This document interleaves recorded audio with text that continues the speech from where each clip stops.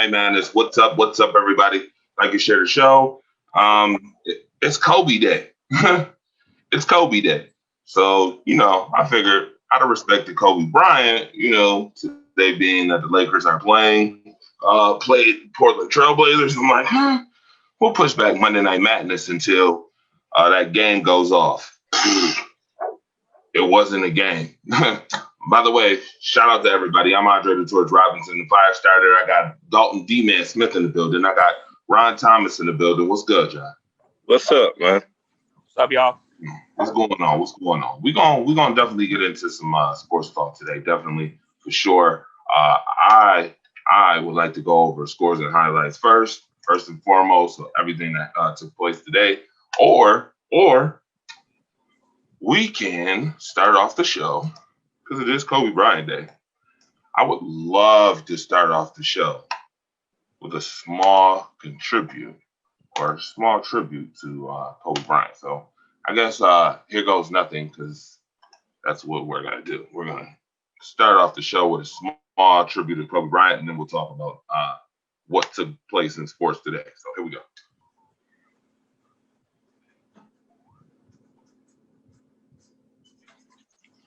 Top 10 career plays right here, Kobe Bryant.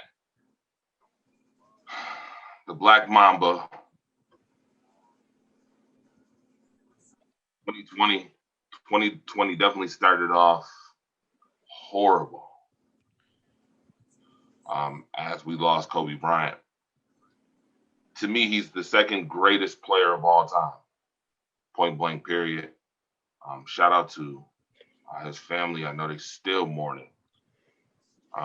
Still at this point. And shout out to everyone's family, because a lot of people lost their lives that day.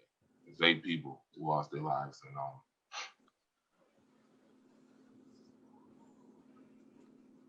that's definitely a sad tragedy.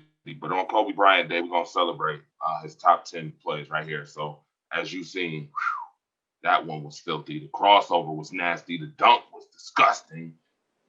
Whew. That guy from the Wizards had no chance. He had no chance here. KG, that's on Kevin Garnett right there. Kevin Garnett, what defense was that? Oh, my goodness. Oh, stuck it to him. Ugh. Drive down the baseline. Oh, this one was a good one, too. On fade. Stuck it. Yeah, nope. Yeah, no, don't give me no room. Get that.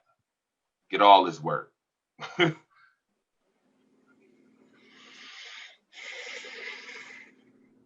Filthy. D-Man, how you feel about Kobe Bryant? I mean, he's the greatest of all time in basketball. I mean, one of the greatest. Oh, I heard you say greatest of all time. You know what? I wouldn't even have been mad if you said that.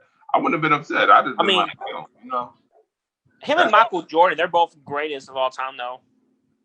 Yeah, to me, it's them two. There's no question on that. There's no question. People will analytically try to say, well, Kobe was a bog, and his shooting percentage was such and such. We got Jared Muller from Pylon to Pylon in the house, too. We got Deadeye the statistician in the house, too. Eric Man's up. What's going on, you guys? Seeing stuff about Kobe hurts to the core. Oh, man. And also, yesterday was his birthday, too. It's ironic that at one point the score was 24-8, because today is 8/24. So I thought that was really interesting. And I'll be honest, I'd mentioned this in the past, but first time I saw Kobe was 1999, and I was about 5 years old. And I watched him all the way up until he retired in 2016. So I got to not only watch him, I saw him play in person. So for 17 good years, even when he was injured, I still got to see the Black Mamba play. Something I'll never forget.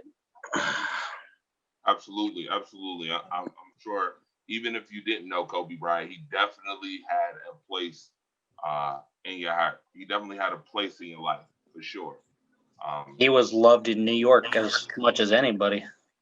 Yeah, absolutely. Absolutely. And these top 10 highlights show it all. Look at this. Oh, and he was fouled on that. He was definitely fouled. Oh, that was the game against Portland in 2004 where Ruben Patterson said he was the Kobe stopper, and the Lakers ended up winning in double overtime to win the Pacific Division. Yeah, the Kobe stopper. Sure, it was the Kobe stopper. I'll tell you. Yeah. There ain't nobody a Kobe stopper. Not Bruce Bowen, not Shane Battier, not Raja Bell. Definitely ain't no Ruben Patterson. Not at all. Not at all. You were born in '94, Eric? Thanks for the reminder. Yes. No, because I just didn't think I was older than you. I thought I was younger than you.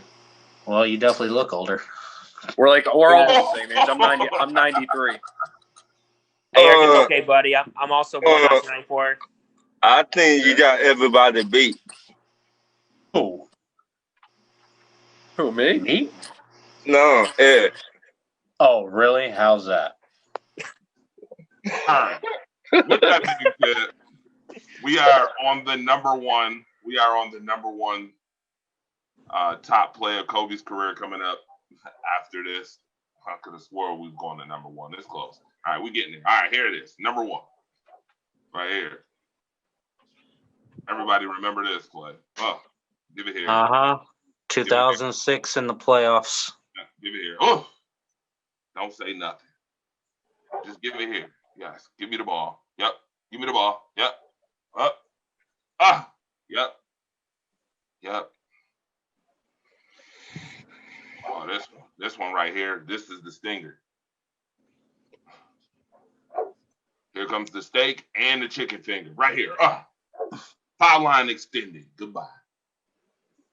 I remember that game. I was actually at my mom's house. I was about to be 12 years old, and I was about to go do laundry, and I saw him hit that game winner in that 7-game series. Ironically, in Game 6, he actually scored 50 points in a 122-117 loss to Phoenix at Staples. Well, guess what? The Suns got sunned that day. And by the way, talking about teams getting sunned, even though the Phoenix Suns are out of playoff contention, listen. You guys want a moment of silence for Kobe Bryant? Guess what? You're going to get it. All right. So for the next 24 seconds, and then add 8 seconds to it, we're going to get a moment of silence for Kobe Bryant. All right. 30. So that's 32 seconds.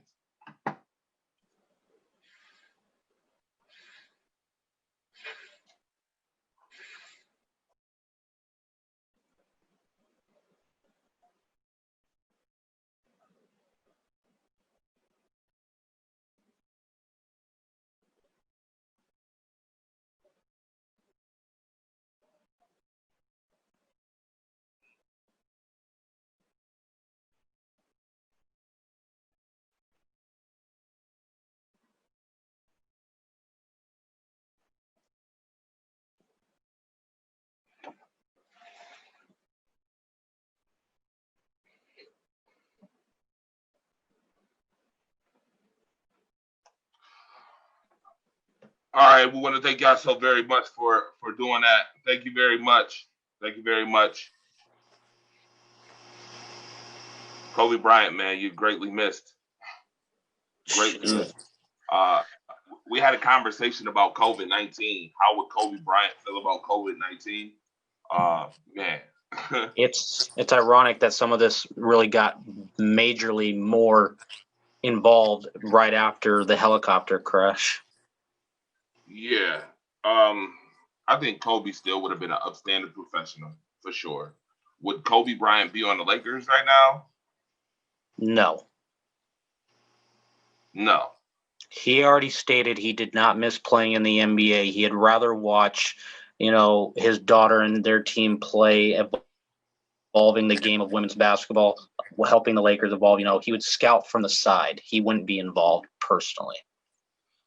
Yeah, I think he would have had some part of, helping out the Lakers, obviously. Oh, yeah, they would have kept in touch with them over the phone for sure. I think Kobe Bryant would have tried to buy the Lakers.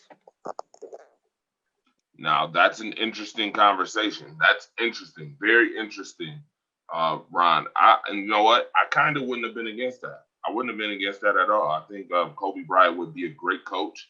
I think he would be a phenomenal motivator, which is what you need to be when you're Running a team.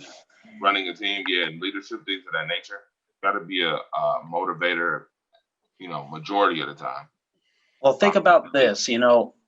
Kobe was one of those people who was quoted as mastered the game of basketball.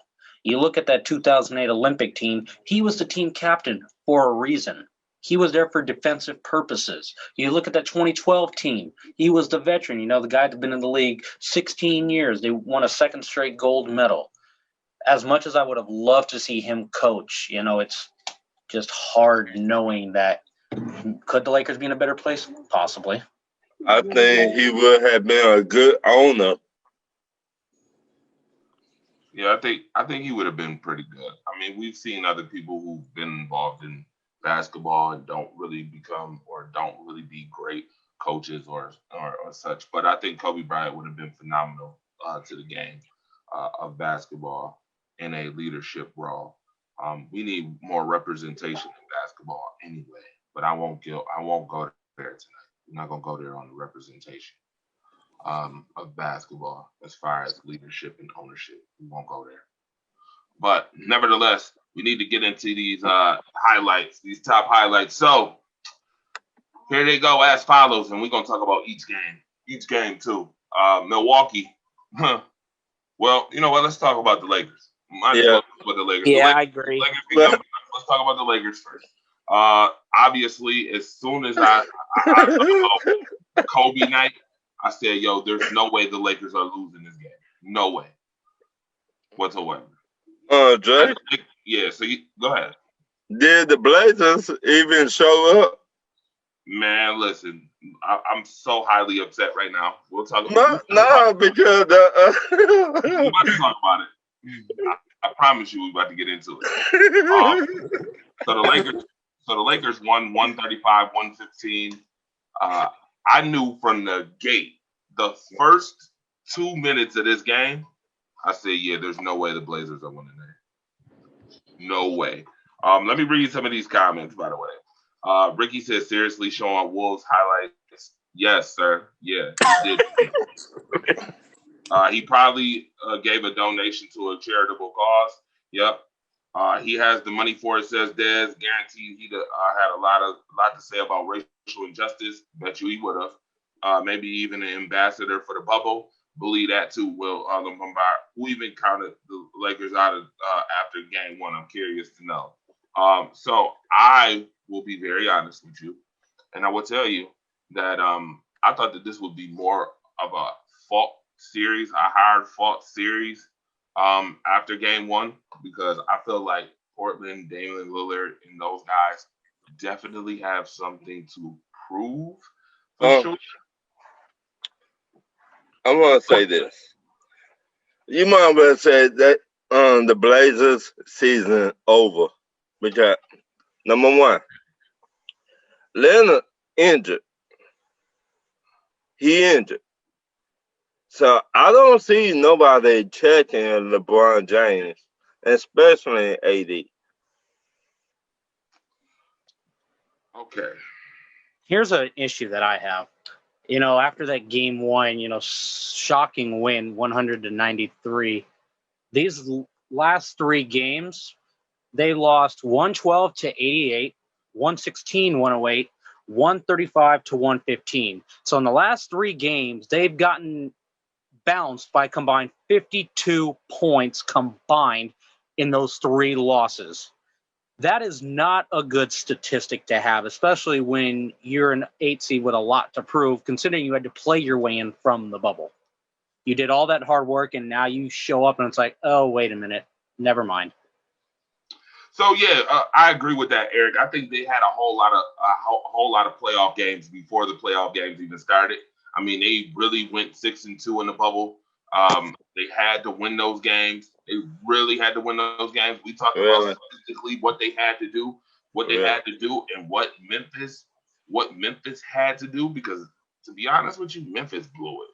They totally blew it. They had their chance. I mean, Memphis probably could have won 3 games and been in the playoffs, but they didn't. And the Blazers had to win 6 games out of 8 games just to get there. And also, then they won game 1, which I thought that the Lakers pretty much underestimated them in game 1. It was like, yep, you know what? We're not taking them serious. Yeah, we're not taking them serious. But what has happened since then is that I feel like the Blazers are wore down. Me and my brother have had this conversation for the last couple of nights, to be very honest. And this is what we call, and I'm not talking about AJ Styles, but I'm talking about Styles Clash. There's a Styles Clash. You got the high-flying Blazers who are up and down the court, and you got the Lakers who are a team who wear you down. They play slow basketball, physical basketball. They wear you down. They have enough defense. They put enough bodies out there to wear a team down. And I feel like the Blazers are wore down. They're totally wore down. I mean, AD only played 18 minutes today at 18 points. This what happened when Charles Barkley put his foot in his mouth. Like, you know what? I'm not even really mad. I'm not really even mad about that. You gotta, at some point, you gotta be. I mean, the underdog. Some people like the underdog, and I'm not mad about that. And how many times we say you don't get another team better than board material? Yes or no? Yes, that's true. That's true. Very true. You get no argument with me on that. No argument. You don't want to give a team that's like the Lakers anything to grow on or build on. You don't. I totally understand that. So you're right about that, Rob. But I'm talking about as far as what's going on in the series. AD played 18 minutes, had 18 points. LeBron James, 28. After we talked about LeBron James in game 1, not scoring, he's been scoring more. He's got 30 points in 28 minutes. You got multiple contributors. 18 for Kyle Kuzma off the bench on 22 minutes. Dwight Howard, 13 points in 24 minutes. I mean, you're getting a healthy dose of everybody. I mean, everybody played in this lineup today. Everybody. And nobody played more than 30 minutes. Nobody on the squad played more than 30 minutes. They are wearing the Blazers out. And that first 3-4 minutes showed that the Blazers were wore out. Like 15-0 to start a game off. Yeah, I knew today wasn't going to be a good day for them at all. And it's definitely not a good day when Damian Lillard only has 11 points in 27 minutes. McCollum had 18 in 33 minutes. Nurkic had 20. Nurkic has actually been consistent with his 20 and his 20 and 15 or 20 and 13. He's a double-double. I love Nurkic. Nurkic can play. I like him as a big man. Whiteside, 11 points, 17 minutes. Carmelo Anthony playing 29, 30 minutes. 16 points, 6 of 15 ain't getting the job done. None of these guys were hot except for Nurkic. You can't win basketball games when Lillard and McCollum go 8 for 22. And that's what I was going to say. Did CJ ever show up in this series? Ever? Oh, shoot. I think he showed up more than the Atlanta Hawks did. Okay, here comes Ricky Williams. What's going on, Ricky? Acting up. You acting up tonight. You trying to stir some trouble. We gonna be nice tonight. We gonna be nice. Don't worry, I got some New York questions. Oh yeah. I mean, the first half is a telltale. I mean, what was it? 80-51? Yes. Yeah. 80-51. Come on. Yeah. I think to be honest, they're done. As much as I don't want them to be done, because I feel like they got more to prove. Terry Stotts, it's time to pack this one up. Yeah, they're done. I think put a fork in it, and yeah, that's all. Tell Charles Barkley, say it one more time. Give LeBron James some more material. Yeah, you can't give a guy like you can't. Hey, you know what you call that, Ron? You know what you call that, Ron? Lighting a fire under someone's butt, like you like to say. Yeah, he lit a fire, all right. Now, it seemed to me that ever since game one, Portland's energy has just been so lethargic. They're not playing the type of caliber of basketball that they were playing prior to going into the series. You saw Damian Lillard put up 61 points. No, I mean, let me tell you, the problem in Portland ran through a lot of teams. LeBron James, the Lakers, is a bully. And they just keep on bullying the Blazers. That's what it is. They don't got nobody to stop LeBron James. Hold on a second. Let me read some more comments real quick. It says, "Oh, Dennis Holmes is in the house. Yo, who even counted the Lakers?" Dennis Holmes said me. I'm not surprised. I really wanted the Blazers to win. I'm gonna be honest with you. So did I. Des kind of said, "Who?" What? Yes, I'm a Laker fan saying that. The heck? Did you really think I was going to be pulling for the Lakers because I'm in Los Angeles? I thought you were LeBron James fan.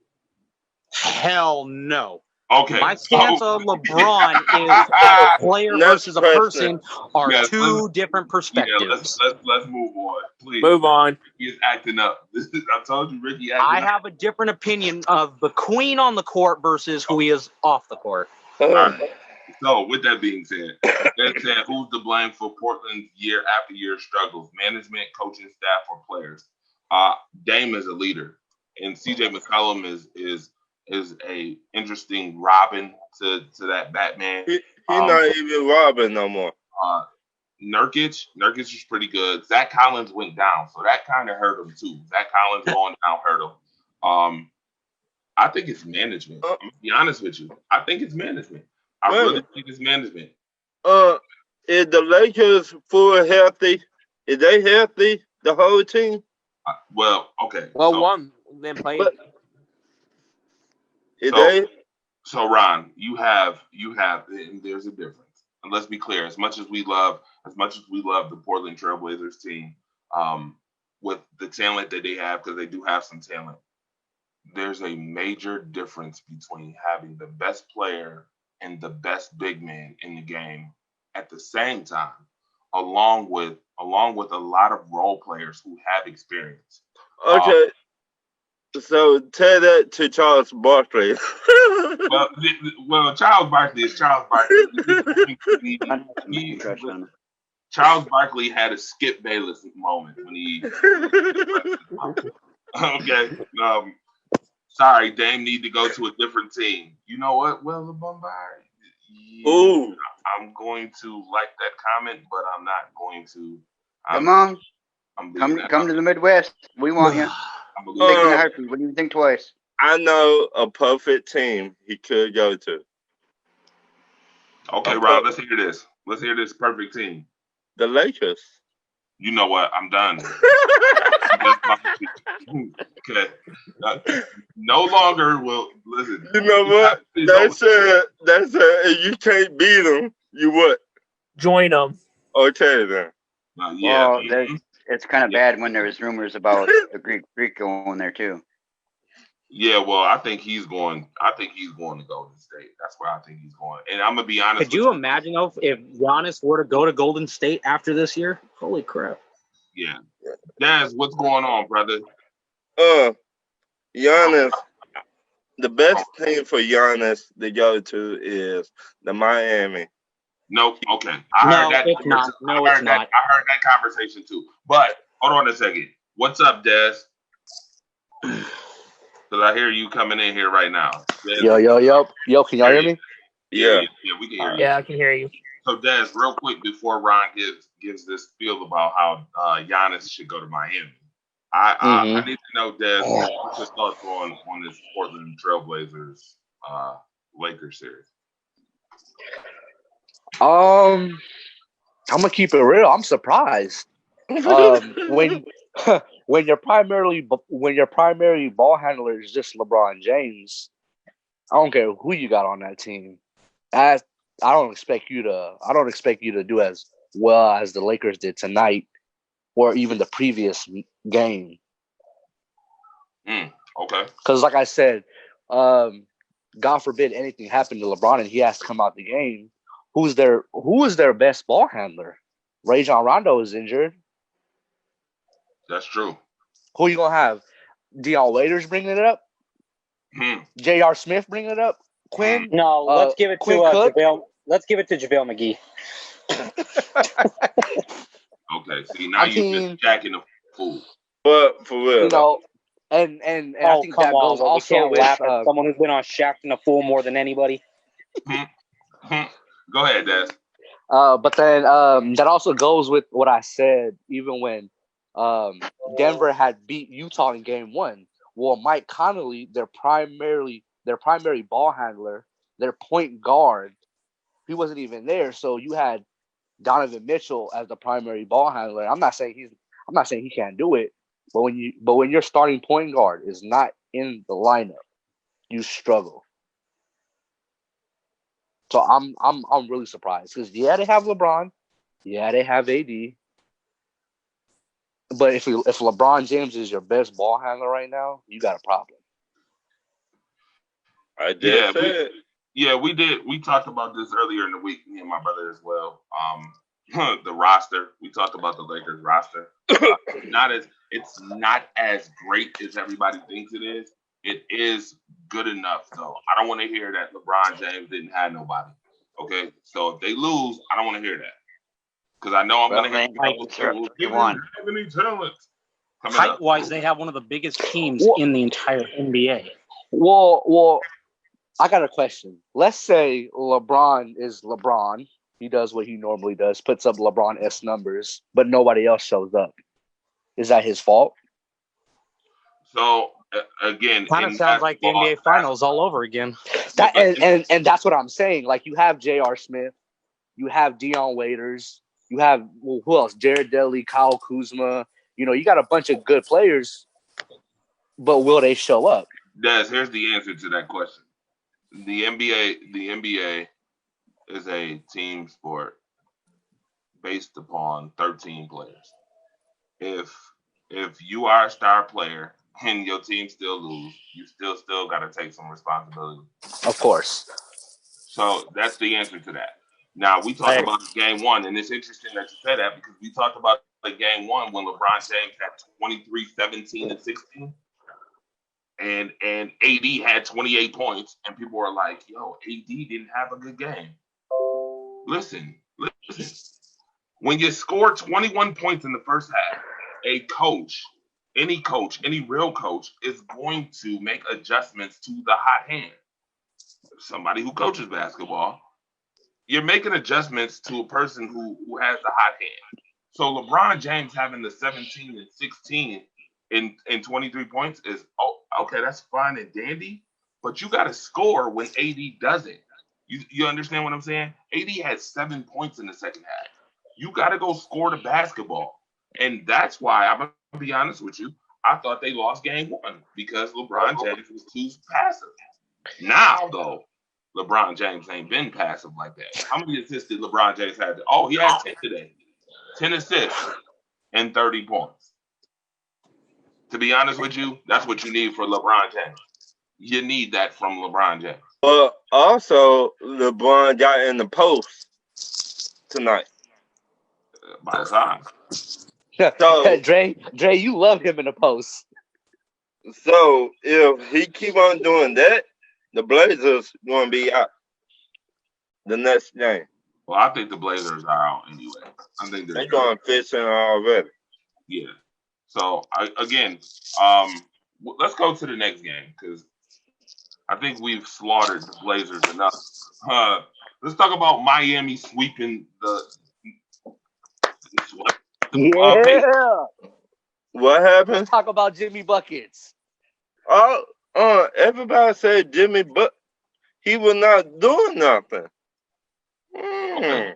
So Jimmy Butler was injured, but I will say this: Miami is going to be a tough out. The Heat are going to be a tough out, and the reason why the Heat are going to be a tough out is because of shooting. Those guys can shoot.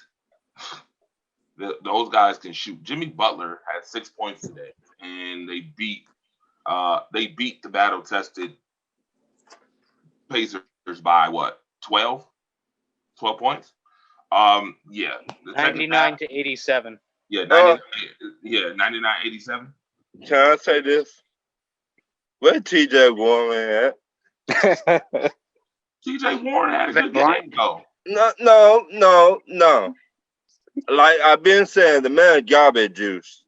Oh my goodness, here we go with this The guy. man been garbage juice for a long time. Jimmy Butler is the man daddy. Point blank.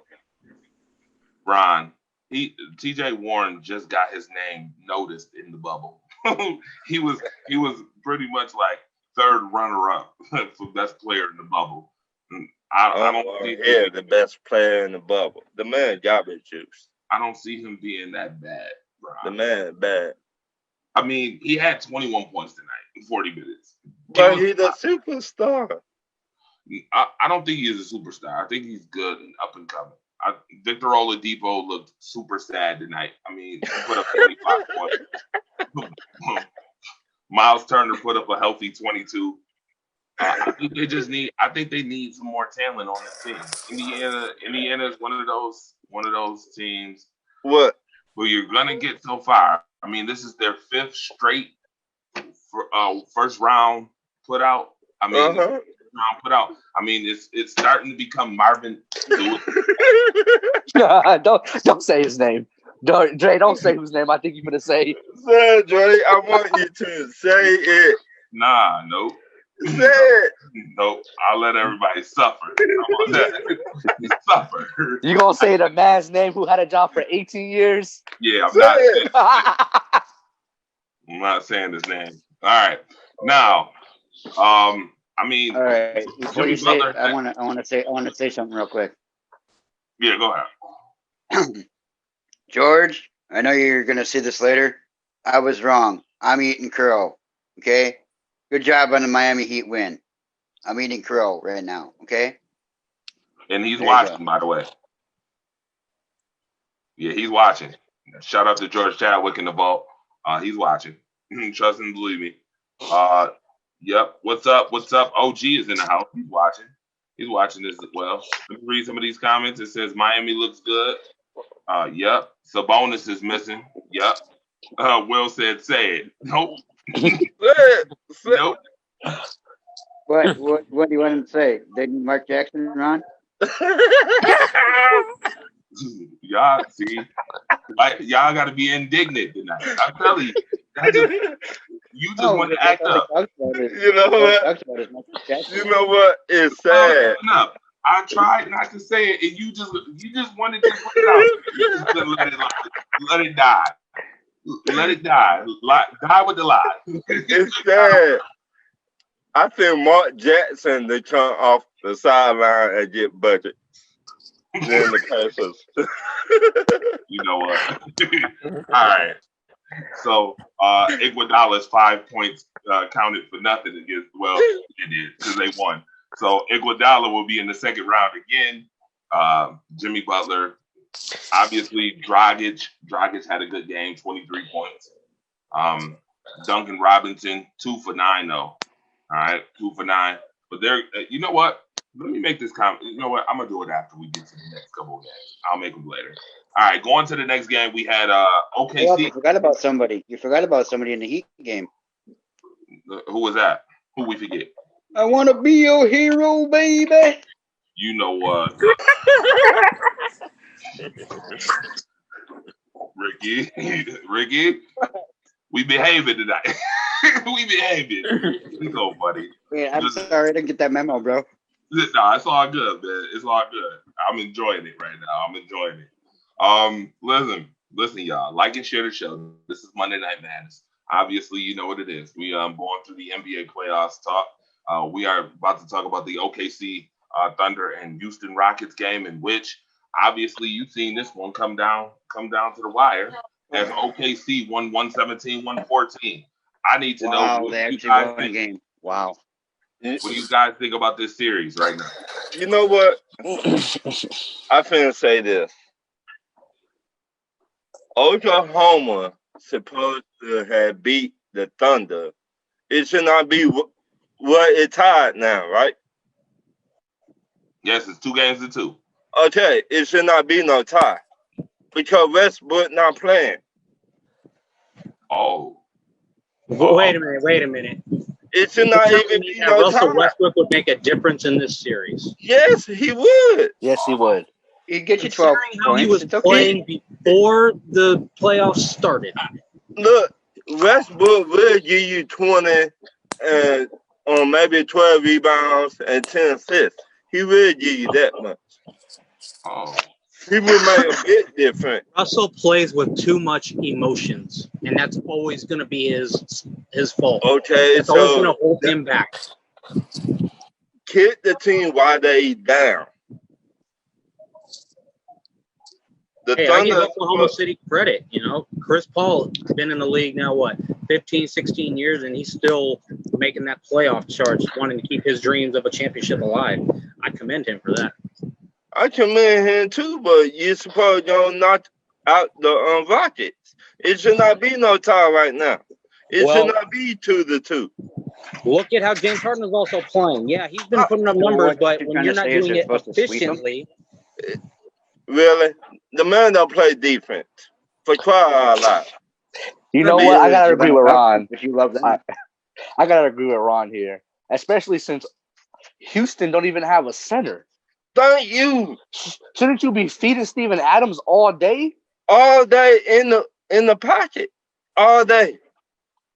Steven Adams may be a big guy, but he's not. He doesn't have a big body to throw his weight around to dominate. I can't tell. Are you crazy? Steven Adams is strong. Yes, but he doesn't have a Shaq-like body to dominate. Oh, damn. Oh, I just saying the Thunder is supposed to beat blank out of the Rockets.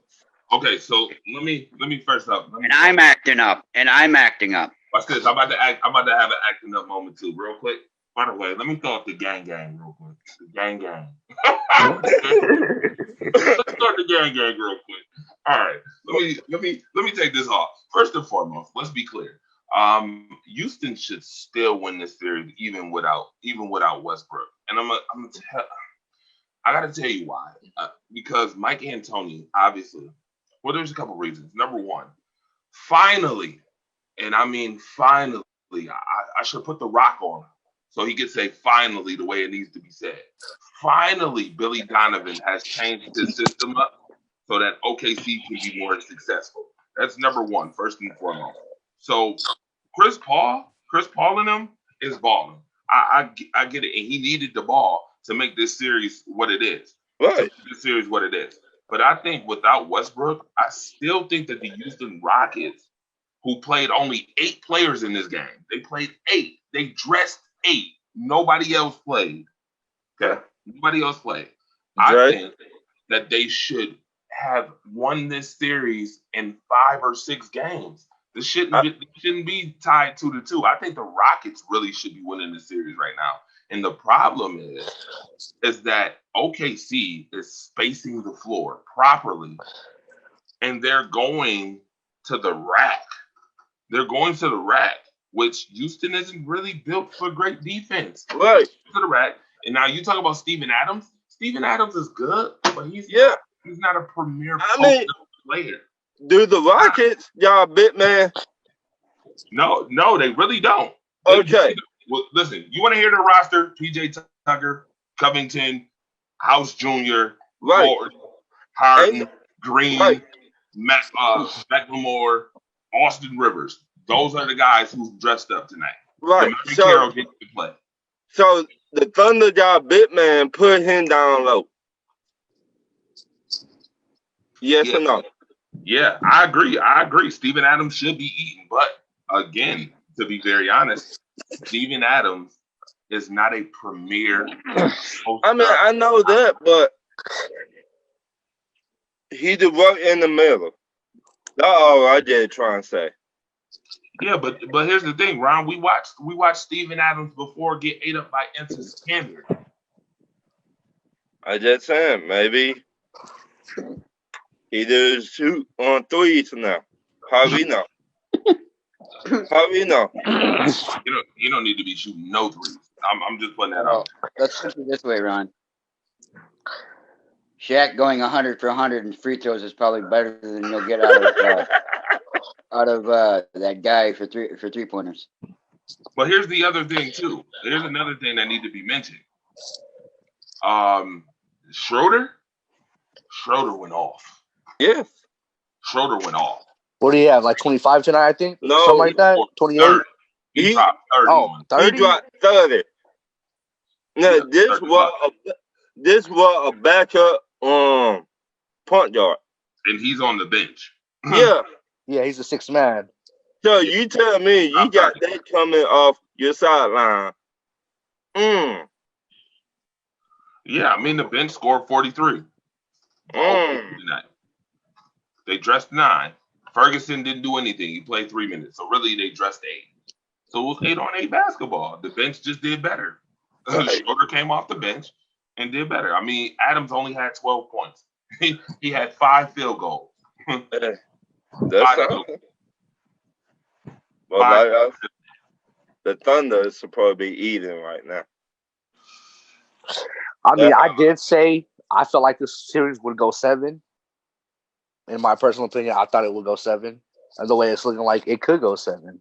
Yeah, I thought it was going to be a battle. I thought Houston probably would finish the series in 6 at best.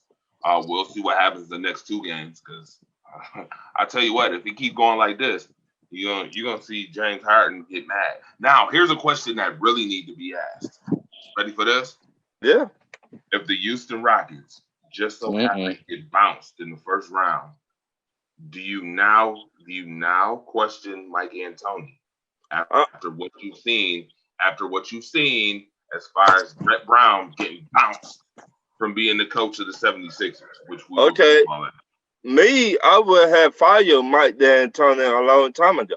One, he don't play no defense. How are you going to trade your center to Atlanta? How you with that right there? I would have fired him on the spot. I will say this: my biggest issue with Mike D'Antoni is being able to adjust.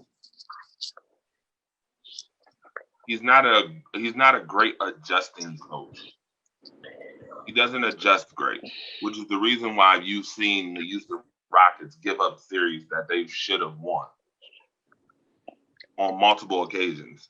He go all the way back to the Phoenix Suns. He was the coach. Yeah, we've seen this. We've seen this a bunch.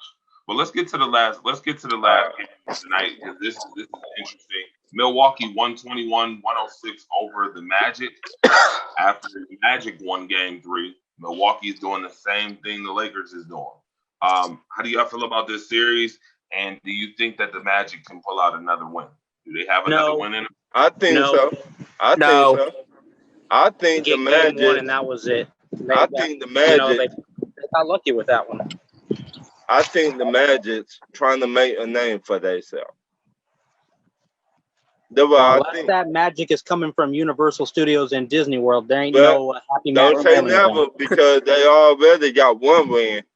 They could get another one. Then what? Giannis is ready to close them out and focus on the next series. He's not going to give them an opportunity. I think the Magic can.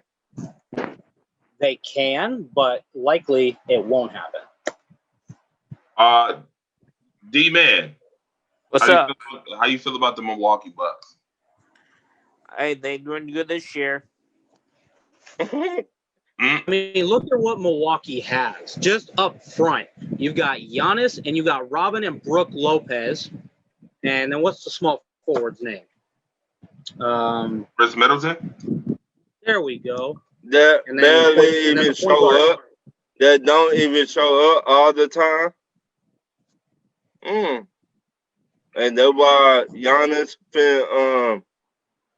asked for a trade. So, Ron, let me ask you a question. Does Chris Middleton have to get 100 freaking points for you to be happy with him? If he doesn't show up? Just show up every game. Get 20. Do what you've been doing to what got you there.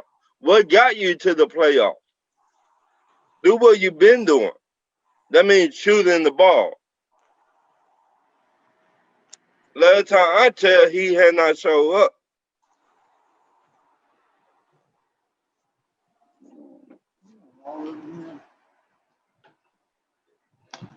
Yeah. By the way, that 24-8 that we talked about earlier, when the score was 24-8, Yeah, I remember.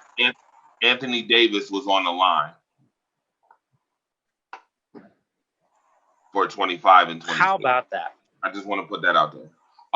Now talking about these Bucks. That's interesting. Talking about these Bucks. First and foremost, the Bucks play defense. They play a lot of defense on this team. They have Giannis, who's probably going to be the MVP again. Here's my issue with Milwaukee, and I think this is the way you beat Milwaukee. And teams just don't stick to it. They don't stick to the game plan. I knew something was wrong. I had this conversation with my brother again about how you beat Milwaukee. There's a certain thing called a box and one. The box and one is to keep Giannis from driving to the basket. Again, Giannis was 1 for 5 from 3-point territory today. But in 34 minutes, he scored 31 points, which tells me a lot. He get in the middle. Coming in the paint. Giannis out the paint and make Chris Middleton. I mean, he was 7 for 19 today, 21 points.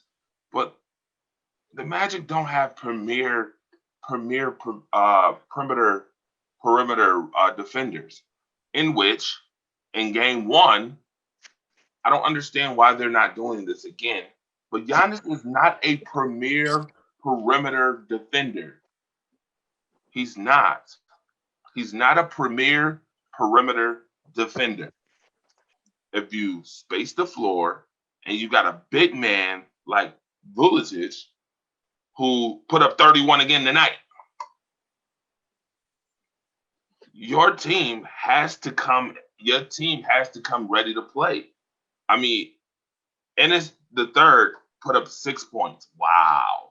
If Clark gave you 12, Fultz gave you 15, who I thought wasn't even going to play for real, all like that. I thought he was going to be on the bench for some team and be forgotten about. DJ Augustine, 6 points in 26 minutes. Come on, man, that's not enough.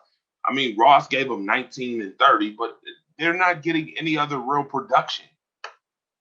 You have to get production. And they're not. They're just not getting production. That is the biggest problem to me, is they're not producing. The Magic are turning into the tragic again. Another first round loss it will be. But I feel like, I'm going to be honest with you, I feel like the second round. Patrick play for that team? Listen, I don't know if, the Bucks may not make it past the second round. I've been saying that. And that's just my thought on it. The team is going to get smart, and they're going to play box and one, and the team is going to probably have premier perimeter defenders on the next series. Who would Milwaukee play the next series? And then Toronto? No, they played the lower seed. Whoever the Miami. Seed is. So it would be Miami. Yeah, Miami. Well, bye-bye, Bucks. Miami gonna give them a series. I'm telling you that right now. Everybody fired. This is over. Yeah, Miami gonna give them a series. I'm just telling you that right now. And Miami get to rest. And Miami is resting right now because they swept the pace. So I'm not gonna be shocked. I tell you what, I see 6 or 7 games coming up, and I think the Bucks go out in the second round. And I think Budenhauser gets. I think he definitely is a coach now. You're gonna start questioning. You know what, Dre? I don't even see that many games. The Heat. So you think the Heat is gonna beat the Bucks in 6, 5? Yeah. That's interesting. Because they got the people that play defense. They got the people that shut down the middle of the paint. They got Bam. They got other dudes that been stepping up. I can agree with that.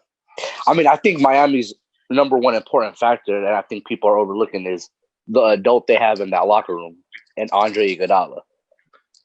And the way Jimmy Butler been playing ball, that a lot of people say he was trash, but he been playing ball. You were one of them, Ron. No, I ain't never said Jimmy Butler was trash. Jimmy Butler is a dog. You just let He a let him dog. go out there and ball. Whatever he wants to do, you know he has the best interest for the team. He wants to win no matter what. So he's gonna do whatever it takes to win the game. That's all he wants to do is win. Yeah. Absolutely. He's always said that. I don't care about my career. My number one goal is to win. He wants to win a championship. He didn't do it in high school. He didn't do it in college. He wants to get a championship. Yeah. Yeah, absolutely. I think Jimmy Butler is all right. I don't think he's a superstar. I mean, he's a good enough player to lead a team.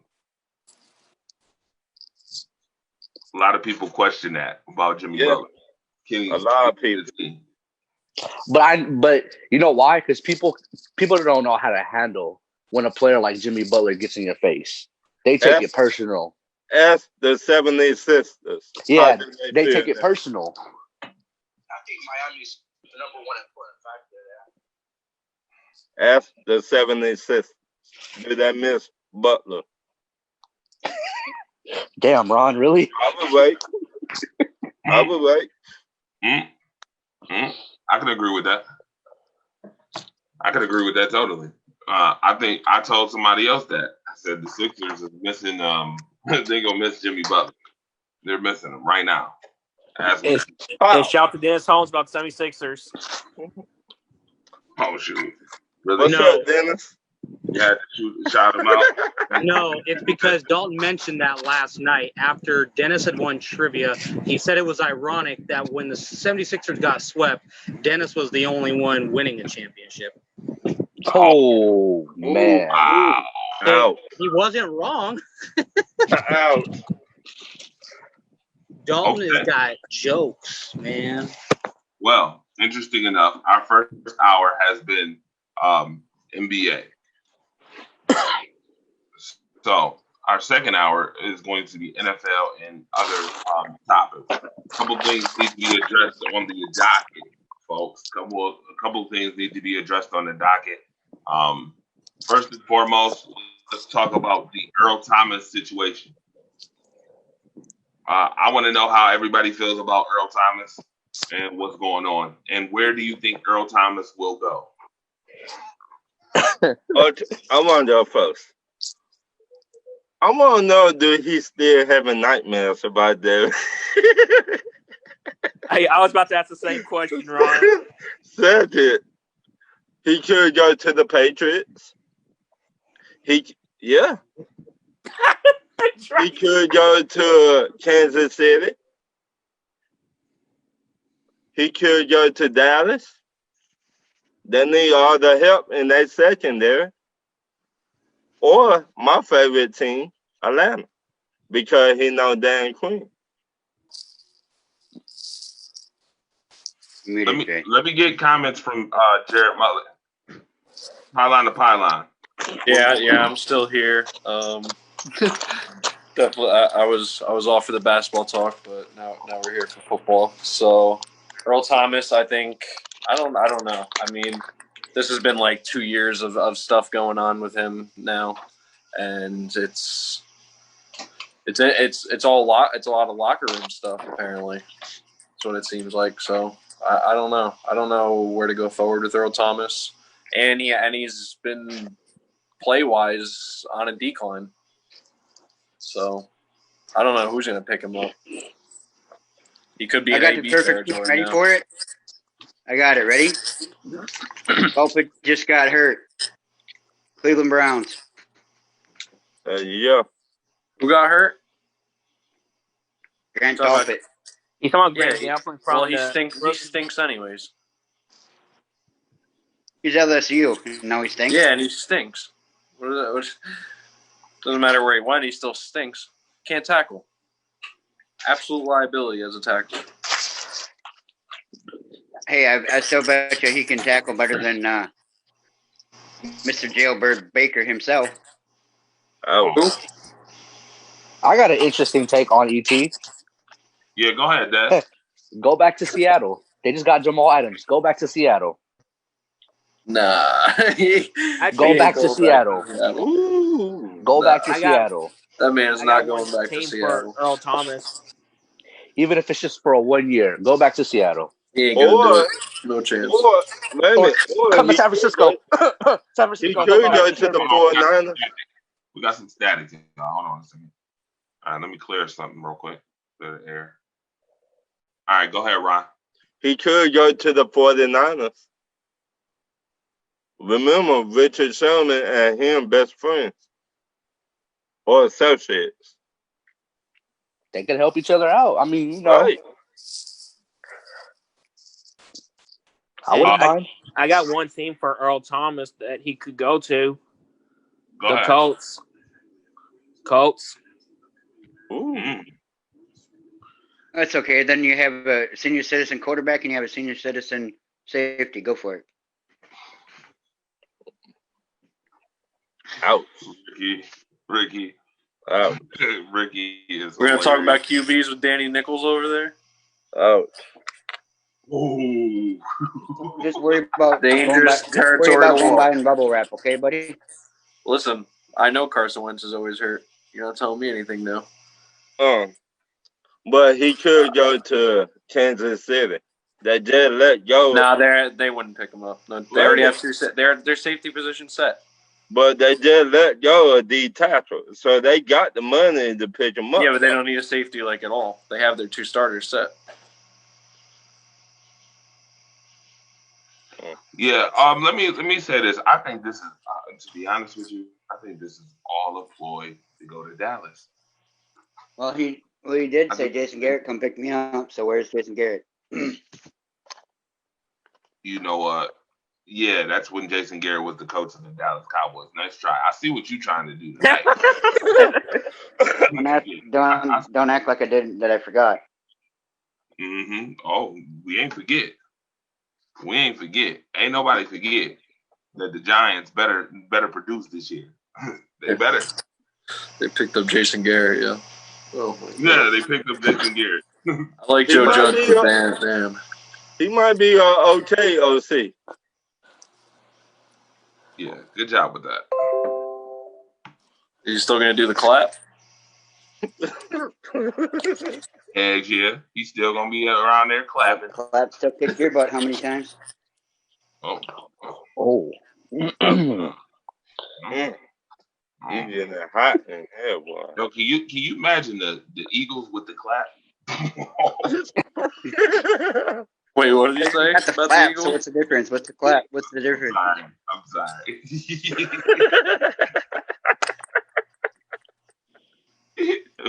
Oops. All right. With that being said, let's move to the next topic. I saw something interesting this week. Ben Roethlisberger is the worst quarterback in the AFC North. Who wrote Chris that? Sims. Well, Who wrote that? It was probably Chris Sims. Probably Chris Sims. It's hilarious.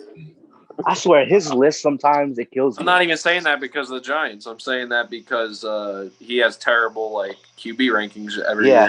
Oh my He puts out goodness. a top Yes, he does. 60 or whatever it is, Chris, and it's awful. okay, Sims. That man just. got Lamar Jackson. Okay, he was the MVP last year, right? Yes. Back, give me a minute, y'all. I'll be right back. He's got, who else does he have in there? Baker Mayfield. Hey, so, To borrow a line from Ron, Booty Cheeks. a rookie quarterback in Joe Burrow. He's unproven. right, we haven't seen him yet, though. Talk about this next year, Sims. Chris Sims just got issues. That I mean, isn't Chris Sims a career backup quarterback? he's not even that. Yeah, he was. Wasn't he a career backup? Yeah, he was. He was, but I think he had like 2 years he started. That was about it. Oof. the You just man gotta realize though, it's Tampa Bay. You can't really. That's Chucky for ya. That man just terrible.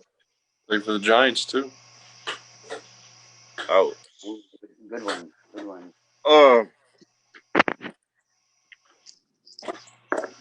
do y'all think who y'all think will have a good season this year in football wise? What team? Probably a good portion of teams will have a good season. Like who? Let's think. Let's see here. Somebody specific. I mean, I think the Chargers are going to be really good. A lot of people are doubting them because of the quarterback, but I think they're going to be really good. Herbert. It's going to be It's Tyrod. Yeah. Yeah, they're It's not going Tyrod's to job to Herbert yet. lose. They'll probably Wait a start minute, Tyrod first. wait a minute. No, I I'm like just that asking a quarterback. question. I wouldn't be. I like the Chargers quarterback. Tyrod Taylor? Justin Herbert. Yeah, they got rid of the noodle arm, and they got a good quarterback now. We'll see.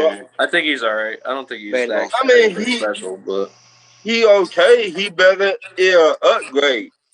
He's got an upgrade, in my opinion. Upgrade what they needed at the quarterback to lead a team into the future. Now we'll see how he plays. He'll be playing next year unless Tyrod gets hurt. You may not want to admit it. Melvin I'm not Gordon. sold on Tyrod They lost Taylor, Melvin though. Gordon. That was their best running No, back. but we've seen Tyrod Taylor take the Bills to the playoffs. I mean, that's a good Chargers team. It's a really good Chargers team, and nobody not talking about them. Can I ask you a question? They could be in the best defense in the league conversation. You can see the defense being Wait a minute. What you say, Ricky? I was asking Jared if he thinks Derwin James is actually going to stay healthy this year. Yeah, I mean, I hope both their safeties stay healthy. One of the best safety duos in the league, in my opinion. And also, they got front seven. I mean, they got Joey Bosa. Is Melvin Ingram still holding out? Yeah, he's still over there. He's still over there. And they did draft Kenneth Murray in the first round. I think they got Linval Joseph as well in the free agency. And he's not going nowhere. That man is not going nowhere. No time soon. Who? No, they're going to keep him. Who else over there? Yep, they got Linval Joseph. They signed him. They got a good tight end, don't they? They have a complete line. They got some good linebackers, and also they got too. Keenan Allen and Mike Williams. Right. So if Hunter Henry can stay healthy, he's a better tight end in the league as well. I thought Hunter Henry left. I got a and feeling. If he doesn't, they'll be begging for Gates to come back again. Wait a minute. I got a feeling they might make the playoff this year. I think they will. They got what they need the most. A defense. I think they'll finish second in that division. Right. So I think they'll make some noise. And it's as far as Tyrod Taylor can take that team. Right. Tyrod. Well, I would give Tyrod a chance. Well, I'm going to tell you guys right now. If let's just say he goes 0-5, Herbert's coming in. Right. Of course. Maybe. It was supposed to happen. It'll depend if it's like because of Tyrod. Yeah. Not because of him. If the defense is just getting lit up which I don't think will happen, but if like say the defense gets lit up, they're not going to take him out because the defense is doing bad. I just think nobody not talking about the Chargers. So let me ask you guys a serious question. I know it doesn't really matter, but most of the games are like last year. If they would have had a field goal kicker, they would have won most of those, right? Well, injuries are usually the main thing for them. They have had kicker problems, though, as of recently. Since Nate Kading left, they've had kicker problems. Injury play a big part of their team. Yeah. If the Chargers can stay healthy, they're a playoff team. But if they can stay healthy. If they just stay healthy, I just see them and I could see Kansas City number 1, the Chargers number 2. Who else? I think the Raiders. Raiders and Broncos. I think the Raiders will Raiders. say, yeah. I think the Broncos low key will be the Number finish last in 3. that division. Right, number 3. Then the Raiders. If that's the case, then Pat Shurmur's a horrible coach all around. Then, because he's the offensive coordinator of Denver. I mean, the offensive coordinator doesn't decide a team's game outcomes most of the time. I just think Denver got another year. I just think the Raiders have a good team now. It's a young team, but it's a good team, and it fits the people that are running the show. They've got their guys. Most positions now. Tell me this. Can you count on the Raiders right now? I think this year they're going to surprise a lot of people. I actually think they're going to be more of a surprise than the Chargers. They're not going to do better than them, but they're going to be more surprising as how they do compared to where people think the Chargers are going to be. I think the Raiders are going to be a good team. The Raiders what their record would be right now. If the season, it'll be a winning record. I think they'll have a winning record. I know that. 8, 9, 8. I could see 9-7. Okay. That might be on TV this year. Again, it's like the only team in that division besides the Chiefs is they all have quarterback. It's all going to be coming down to the quarterback for the most part. Right. Drew Lock in Denver. He's younger, but he's showing promise. And then Derek Carr, Mariota, and Peterman. Is Peterman still there? Yeah. With the Raiders. But yeah, so Derek Carr and Mariota. And then Chucky does like Peterman. I mean, my thing is, if Derek Carr doesn't perform, I think he'll get benched and put Mariota as like in some games. Yeah, I think Gruden, Mariota's a guy Gruden will like. He just needs to bring out. Mariota's problem is he's so reserved and he's so quiet. He's like a quiet leader, and I don't trust Mariota. I don't either. Though. It was all personality. That's why they made the switch, because the team wasn't winning because he's not a vocal leader. He's just a quiet guy, and he's not like a take charge kind of guy. So since they got rid of him and he got signed by the Raiders, who fault that is? He lost his job. I believe because if you look at it, Mariota actually, like, even statistically, he wasn't doing bad. He wasn't doing what warranted to be a complete benching and like throwaway. So like he had like 7 touchdowns and 2 interceptions on this, like, after a few games. I mean, it wasn't. But you know, and I know, in the NFL stand for what? What you done for me lately? Yes or no? Yeah. No. And when he was last on the field, he was doing all right. It wasn't anything about like his talent. It was all about he couldn't get the team to rally around him like Ryan. Right. They weren't a fan of that whole personality with him. They didn't respond. They brought in Ryan Tannehill. They didn't respond to Mariota. Wait a minute. Mariota had no chance unless he scored 30 touchdowns and 1 interception. He wasn't gonna not get benched. So, but I think from day one they were planning to have Tannehill, and they just were going to give Mariota one last shot. I just think Mariota, that when he was at Tennessee, he needed Oregon. Yeah. I mean, I'm talking about. Oh no, Titans. Yeah, I thought you were talking about. Okay. When he first came into the league, he needed somebody to teach him the game as a quarterback wise. Yeah, he had work to do mentally. Right, he did. Yeah. So did we get to the fact? Did we get to the fact that Ben Roethlisberger is not the worst quarterback in the NFC North? Yeah. NFC North. Yeah, I said my piece about it. Oh, okay. What was that? What'd you say? Okay, you have the reigning MVP, Lamar Jackson. Uh-huh. You have Baker Mayfield, and you have a rookie. Is unproven.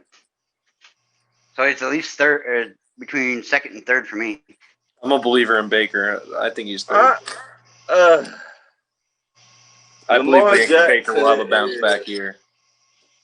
To me, Lamar Jackson, Michael Vick 2.0. Minus the prison time? Yeah. That was our last show. So what I mean by that, Man is undisputed tonight with the shots, man. It's You the called final. it. It's Say it the again. final Monday Night Madness after that one. what Say it again. The last shot. Dude is straight undisputed. so what I mean by Lamar Jackson and Michael Vick 2.0. Yes, he got better throwing the football, but still, when you turn the ball over, interceptions, and all that stuff, and you don't win a playoff game, but you just win in the season, that's not good. Not good. I think Ben Roethlisberger is still. I think top one, top two in that division. Yeah, you know what? I need to see what Ben do this year. I'm gonna say Yeah, I Ben mean, Roethlisberger. I'm gonna say Ben Roethlisberger is number 2 right now, only because of Number Lamar one. Jackson, because of what Lamar Jackson has done in his first two. If So, Lamar Jackson wasn't the MVP of the league, then I probably would say Ben Roethlisberger is number 1.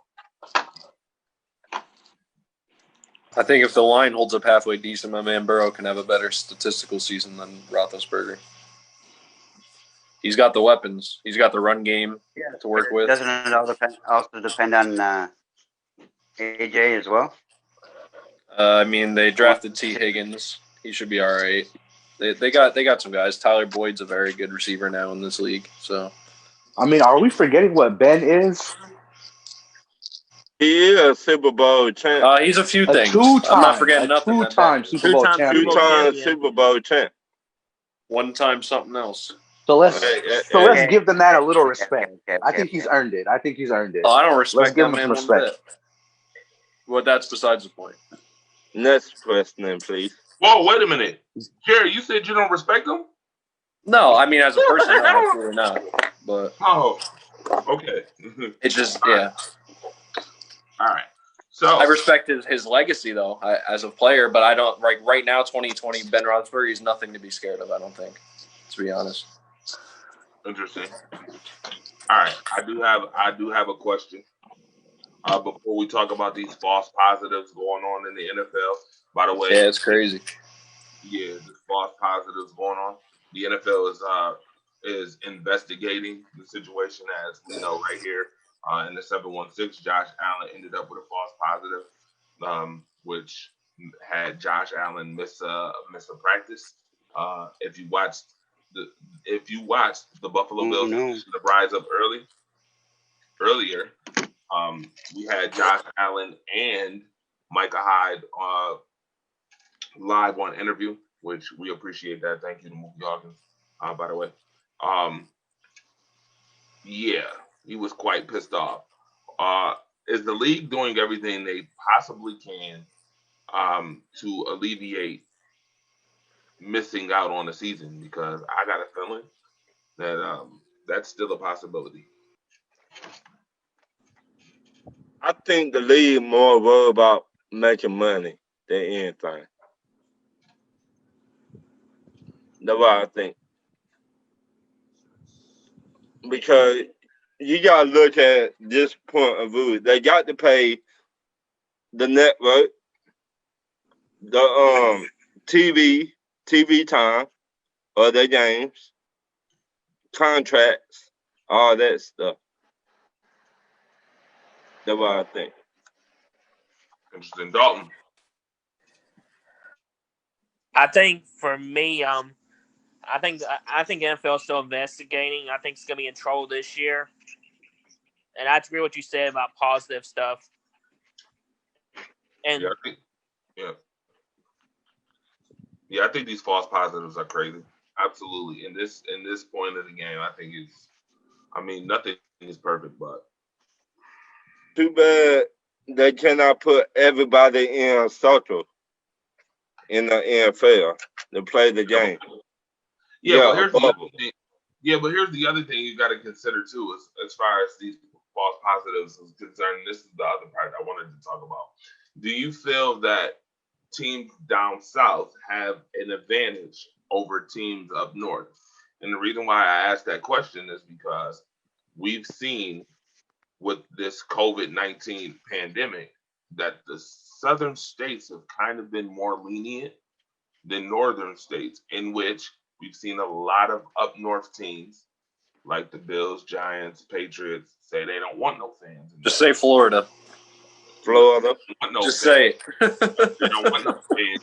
No. They don't want no fans in the stadiums. But then we got other teams that's in Florida and Georgia and Texas and blah blah blah that want to have 25% capacity. Now, for those who don't understand that 25% capacity is still 20,000 folks. 20,000 folks fill up KeyBank Arena here in Buffalo. Just for those who don't, I want people to get the understanding that 20,000 people is still the Buffalo Sabres Arena, in which that place gets quite loud, folks. For those who've ever seen a game, Buffalo Sabres game, or been to one, that has a major impact. So my question is, do you think that those teams have an advantage? Yes and no. Because we could say about Seattle, they feed off of the 12 men in the stadium. Yes or no? Yeah. They feed off of that. The Bills do too. Right. So you got something that don't. So, Ron, are you saying the Atlanta Falcons don't feed off for Crowder? I'm not saying that. No, we know what team that pertains to, the Los Angeles Chargers. They play 16 away games a year. Or I could say Jacksonville don't feed off enough. Or Dunkster juice. Or the Miami Dolphins. My bad. Do I need to keep on going? That's another reason I think the Chargers would do well this year, too. They're used to not having fans. They play 16 away games a year. It's insane. And my man, what about the Cardinals? The Cardinals statisticians should know all about that too. The Rams. Well, they got fans. Chargers have the worst fan base like for a while now, and it's astounding. My older brother's a Chargers fan, and it's you would go to you could see home Chargers games and like against like the Raiders, whoever, and it'd just be black and silver all the way through the stadium. You'd be like, what? Yeah, I can understand that. It's crazy. Yeah, it's better now that they're in Los Angeles, but when they were in San Diego, it was so bad. I mean, I just think crowd noise plays a part as far as reading, like defenses reading offensive play. Like you can hear cadences better when it's no crowd noise. Yeah. You can get an idea of the snap count, things of that nature. I do think some teams will have more of an advantage just because of that. What do you think about it as a viewer, like say watching on TV? Do you think there'll be some upsides and downsides to no sound or like no crowd sound and all that? Well, I think that they're gonna pump noise anyway. You think so? See, you can't do that. You can't pump no noise into the stadium. Yeah. No, you can't. We got in trouble for doing that. No, you're not gonna get in trouble this year for that. No, I think the NFL said they weren't gonna do it. I know the MLB's been doing it a little bit, right? I believe. I watch this. I bet. Listen, we can make a healthy wager.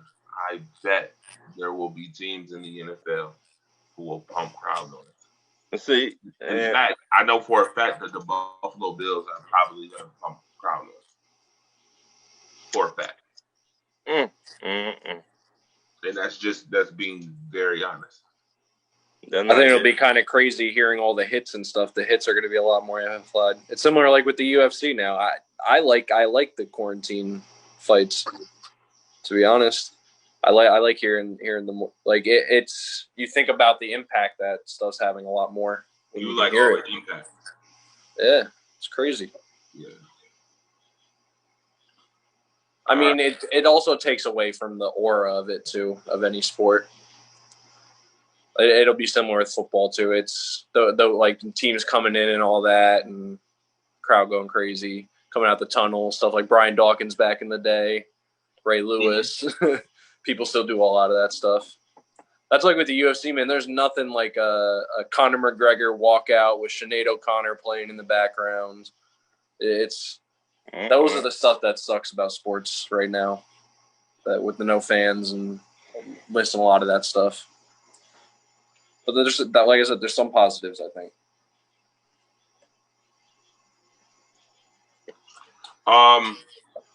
Yeah, I could agree with that. I definitely could agree with that. Here's something else. Oh, the NFL had 77 false positive tests. Somebody messing up heavily. I just want somebody tell lies. Yeah, which is not cool. Not at all. Not at all. So, all right. Here's a couple questions I want to ask. Question number 1. Which quarterback is more likely to be an MVP? Matthew Stafford or Jared Goff? Oh, God. Stafford. Stafford For me. He's got some weapons. God. Really? You fools love. I just think Stafford, every time he played, he put everything on the line. Where does that got him, Ron? He ain't got nowhere, but he a gunslinger. Yeah, he's a gunslinger. I think he's got better weapons, too. I think he's got better weapons. And he got a better running back. Yeah, he's got.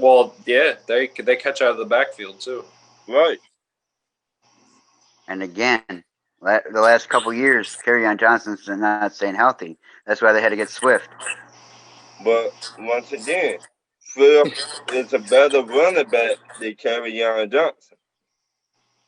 That's why and they're both better than Cam Akers. So, I mean, you got a 1-2 punch right there. That might tear up the league this year. I mean, if they're all together, though. At least you won't have to worry about with Akers. At least you don't have to worry about when his knees give out. I like him better than the Rams running backs. Right. So for sure. He's got Galladay out there. He's got T.J. Hawkinson. Like he's got Marvin Jones. Yeah, he's got people.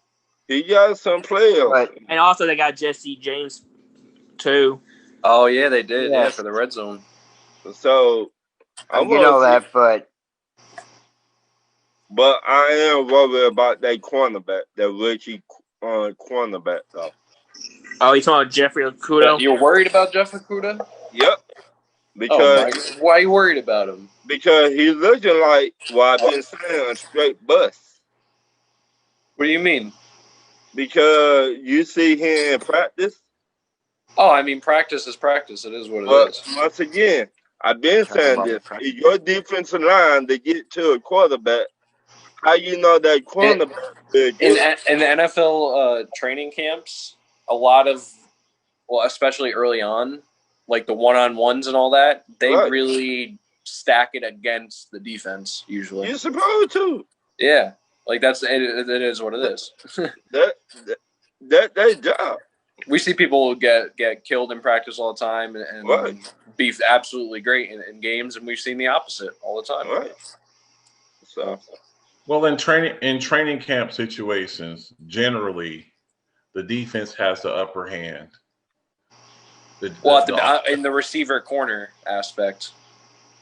Well, no, they usually put him right out into the just survive against all the main receivers on the team. Saying, like the defense generally has the defense generally has the advantage early in camp because like offense is more geared towards timing, timing. Right. And then the offensive line is more about continuity and consistency. You know, it's easier just be like, go get the quarterback. Those offensive linemen, they have to be in sync with each other, you know, picking up blitzes and things like that. So the defense is always going to, if you look at the defenses early in training camp, they all look like the 85 Bears. You're like, oh man, this defense is going to be incredible. You know, yes. Besides the corners. A lot of the corners usually get worked early on in training camp. Well, because the wide receiver knows where he's going. Yeah, that's what I'm saying. And the way they set up a lot of drills, they have a lot of one-on-ones in the beginning just to get used to it for training camp. They do a lot of that stuff early on, and they get it out of the way. And then that's why you see a lot of good players. They'll get burnt. Yeah. Well, and here's the thing too. Even the best corner, Deion Sanders got roasted a few times. Everybody, Every corner is going to get roasted. But I'll tell you what, it really helps when you're a young corner. I actually saw some footage of Atlanta Falcons and CJ. Who's the boy? AJ Terrell. AJ Terrell looks really good. He's out there.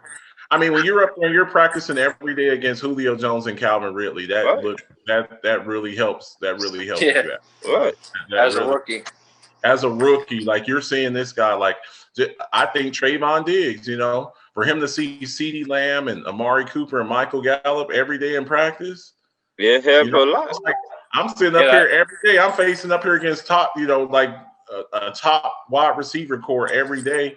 I play against Julio Jones every day, dude, and I'm a rookie. So when DJ, you know, one of them receivers from your division comes up, I practice against Julio Jones every day. You know? Yeah, it's gonna be fun. And he caught an interception off of Calvin Ridley. Yeah, you know, so it's good. It's good stuff. It's really good. Akuta's got Kenny Golladay over there working. Hold on, y'all. Before we talk about anything else, I gotta go to the commercial break real quick, and then we'll be right back. Marcus Betts is in the house. The Alpha's in the house. What's up? Let's everybody. How y'all doing? Real quick. All right.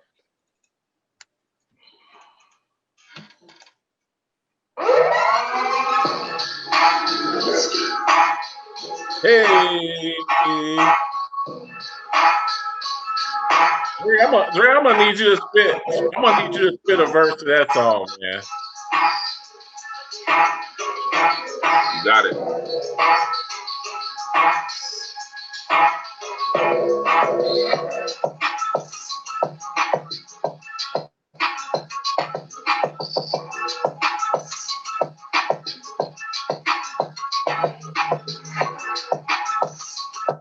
Run that back one more time. We got to run that back.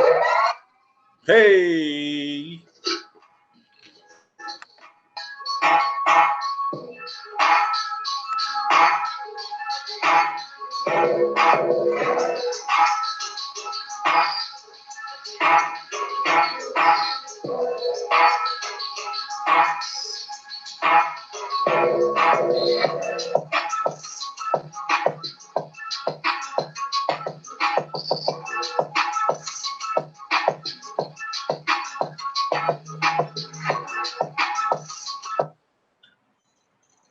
All right. I just want to say one thing. Where'd the guys go? They left? No, they still here. Everybody here. They still here? I don't see. You guys still here? So I just want to say to everybody who's tuning into the show, okay? I'm gonna keep hitting y'all with surprises, okay? We premiered those shoes there. Those are the Rise Up Buffalo Bills Mafia joints, okay? Bills Mafia Under Armour cleats, okay? Tomorrow, I'm going to give y'all a little heads up. I'm not going to tell you everything, but tomorrow on Talk Your Ish Tuesday featuring Ron and Dennis the Man Holmes tomorrow, they will be premiering another pair of cleats. I'm not going to tell you the team. The team will be a surprise. You all will see the new cleats tomorrow Rise Up Family OnPoint Network on Talk Your Ish Tuesdays. You will see another pair of Rise Up cleats, custom themed cleats, Rise Up cleats tomorrow on Talk Your Ish Tuesday. So make sure tomorrow y'all are tuning into that. We're working out how to set up these raffles, or we're raffling the shoes. We got another pair coming out tomorrow. And on Friday, on my show, on the Alphabet Show, we're going to have another pair coming out. So make sure y'all are tuning in. You have the opportunity. You have the opportunity to win these shoes. So if you want them, you'll be able to get tickets are $5. And you'll have, try to buy as many tickets. The more tickets you have, the more chance you got to win. So make sure y'all are checking that out. Dre, your mic's on mute, fam. Oh, I know. Okay. I know. I was playing other commercials. I'm lining up these commercials for future shows. Yeah. By the way, Ron, what you think about them? What you think about them bills? I like them. You like that? Dalton, I like them. Dalton, you like that? Yes, sir. I like it. Yeah, I'm trying to think. Like, we're gonna have 5 pair of shoes come out in the next 10 days. We'll have a pair come out tomorrow. We'll have a pair come out on Friday. We'll have another pair come out on Wednesday of next week, and we're gonna have another pair come out. The final pair come out on the Alphabet Show next Friday, and for a total of 5 pairs. So y'all be on the lookout for this. Absolutely, definitely. All right. So we were talking about Jericho. Obviously, we said Matthew Stafford. There's one other thing that I wanted to talk about too, real quick. Do you think that Hopkins, Fitzgerald, and Christian Kirk can all have 1,000 yards this season? No. Fitzgerald. You only see something like that in Madden, I think, to be honest. That'd be really hard. I think the only person on that team that I think the only person on that team that's going to get 1,000 yards is going to be DeAndre Hopkins. I think Larry Fitzgerald, I could see him around like 700, like 700, 800 yards. I don't even see 700. I see like 6. I think I'm going to Kirk both have around 6. Because I just think he getting older, and your body starts slowing down. Heck, what I just read, they all might have 1,000 yards because Kerryon Drake is in a walking boot. They still got Chase Edmonds.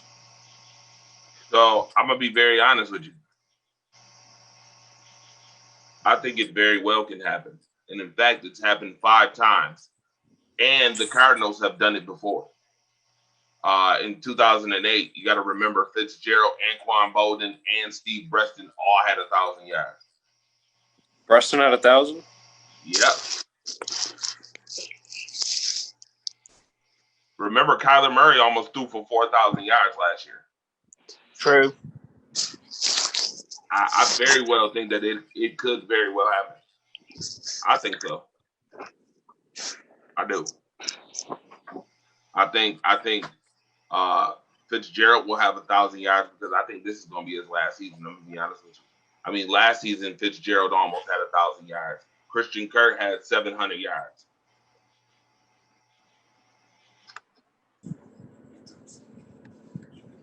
And D-Hop's definitely give you 1,000 yards. There's no question on that.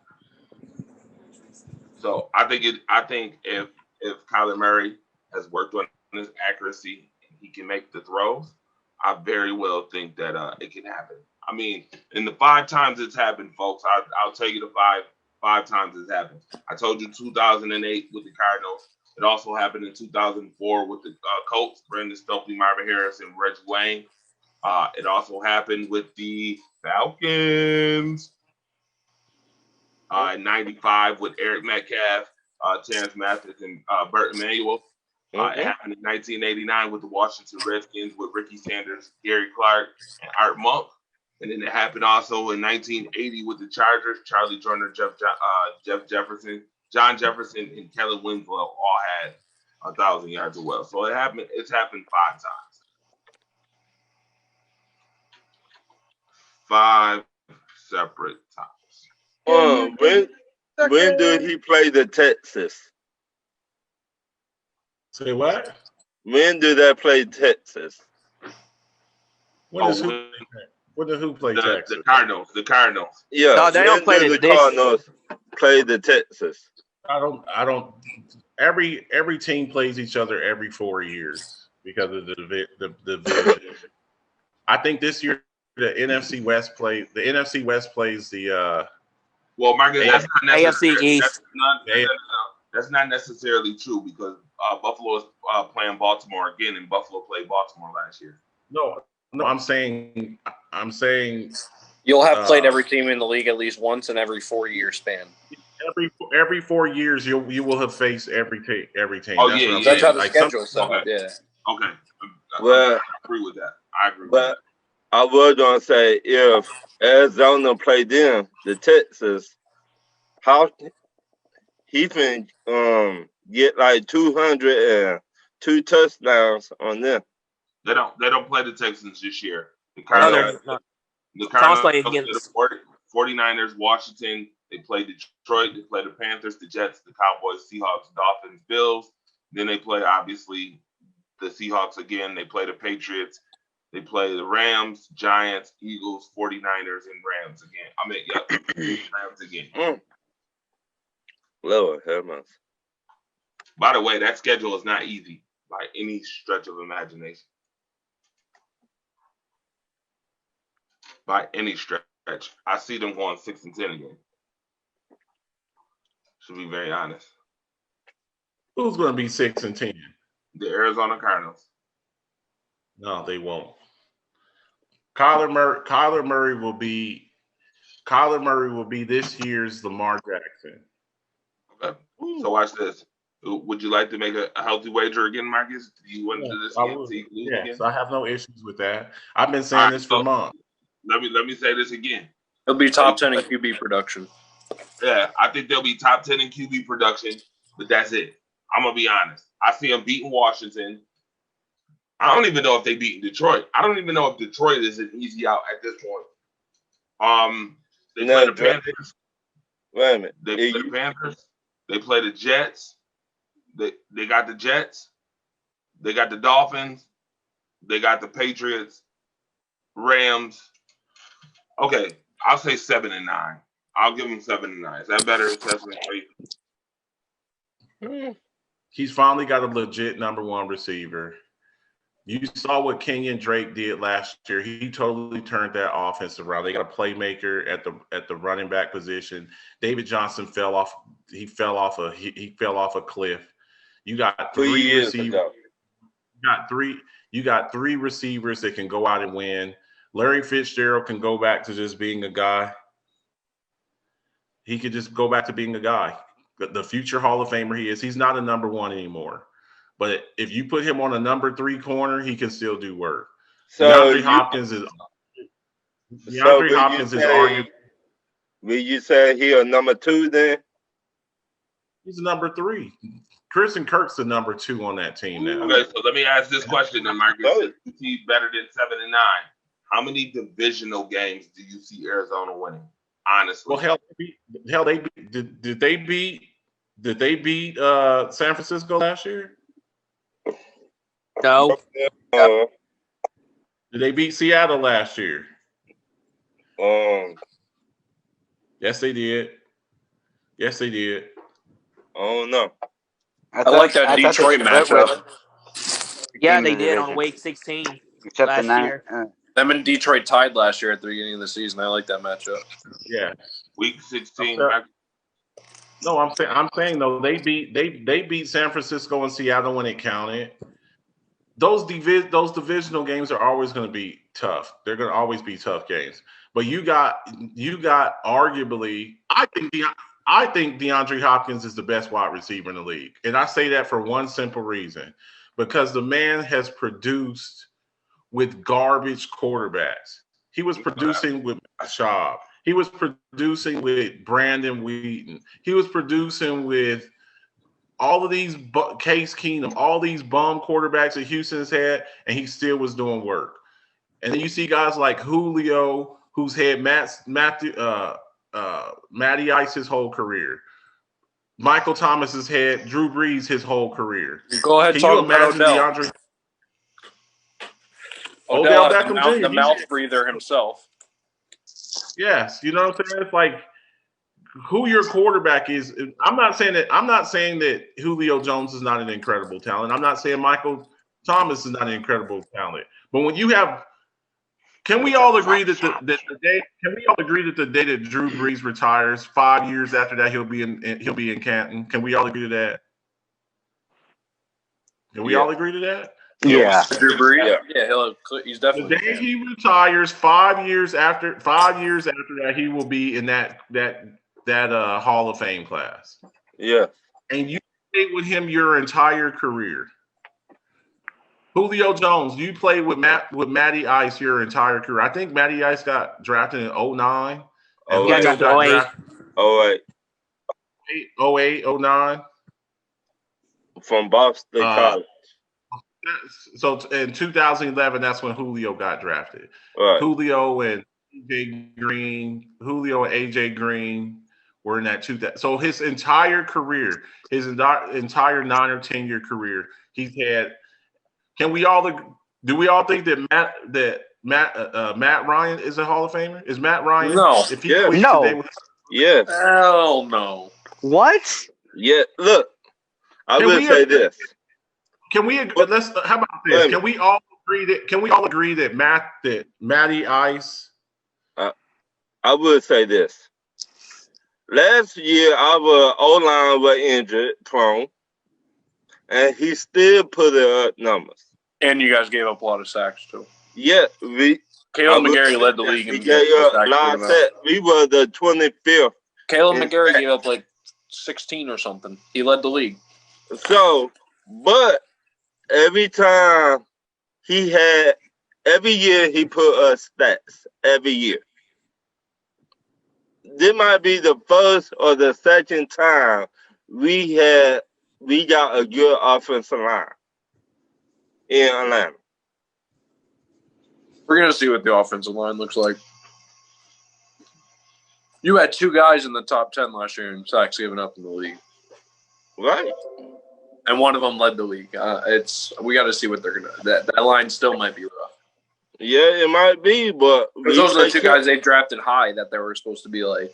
Well, one had heart problems. Mm-hmm. He got that fixed last year, and the other one, he shut down Cameron Jordan in the first game we went in New Orleans. That one of the best. Caleb McGarry? Huh? Caleb McGarry? You're right. Yeah. Tackle? Yeah. He still gave up an obscene amount of sacks though. Yeah. What was Atlanta's record last year? That's what happened when a rookie. If you go against one of the best pass rushers in the game, of course he's gonna make somebody look like that. You're gonna give a sack. It wasn't just him, man. He got beat almost every game. Oh, by the way, I do have something to show you real quick. I do have something to show you.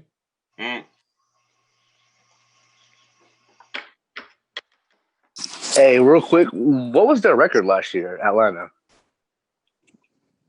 We were 6-2 in the second half of the season. We were 7-9. 7-9. Shout out to Stephen Means. By the way, who's Buffalo product on that team. Yeah, they were 6-2 in the second half of the season. Sure was. And I wouldn't sleep on Atlanta this year either, to be very honest. I wouldn't sleep. And that's coming from what I seen in the second half of last year. They will build off of that. Now, by the way, Marcus, while you watching this, sir, none of their offensive starters started in this game except for Carson and Wilson, none of the receivers started in this game, sir. Why you giving Arizona so much credit in week 16, sir? Don't do that. Nice try. Right. I'm gonna ask you: Did Seattle have a good defense last year? No, it was average. Not really. It was average, right? At best, right? Yeah. So, of course, Arizona and it's a division game. Yeah, he didn't even play. Listen, again, I'm telling you, he didn't even play as starters. This was at the link. This was week 16 at the link. He didn't play as starters at all. Not offensive ones anyway. But like I'm saying, I don't see the Cardinals beating Seattle like that again. I do. Who's gonna cover the wide receiver that they got? Who's gonna cover him Getting, Seattle? I think them. Who was the kid that they got from? Was it LSU? They have a very good secondary. No, Clemson. Who's the kid? The safety linebacker Isaiah. What's his name? Isaiah Simmons. Isaiah Simmons. Yeah, he's gonna. He's with Arizona. I know he is. I'm saying he's gonna change life for them, and I think that Chandler Jones is one of the underrated defensive ends in the league. Well, they got to find another cornerback. We let a cornerback go this off season, and he signed with Arizona and got hurt. He out for the season. They still got Patrick Peterson, and then they picked up Drake Kirkpatrick. Oh yeah, they did just pick up Drake Kirkpatrick. Talking about Chandler Jones, there he was right there. Chandler Jones, one of the underrated. He's one of the underrated players. League leader in sacks last year. I mean, Kenyon Drake in this game had 6 carries and already 100 yards. Woo. And let's not forget they drafted Brian Murphy last year too. He was entering his second year. I gotta see a little bit. He Jared, for the record, Shaq Barrett led the league in sacks. Yeah, he was like one behind him or whatever it was. It was like 18 and 17 or 18 and 17 and a half or something like that. Go Fitzgerald. Yeah. There's another future Hall of Famer right there too. Fitz is arguably the top 5 greatest wide receiver of all time. He's 5. He's in the 5. All right. I just have best hands of all time. Yeah, definitely best hands of all time. Yeah, you can argue that. That's arguable. Hey, Dre. Yes, sir. Just ask the Packers in that NFC Championship game, right? Say it again. Just ask your Green Bay Packers in that playoff game, huh? I love how you gotta, you know what? I told you it's undisputed. My man always gotta get the last shot.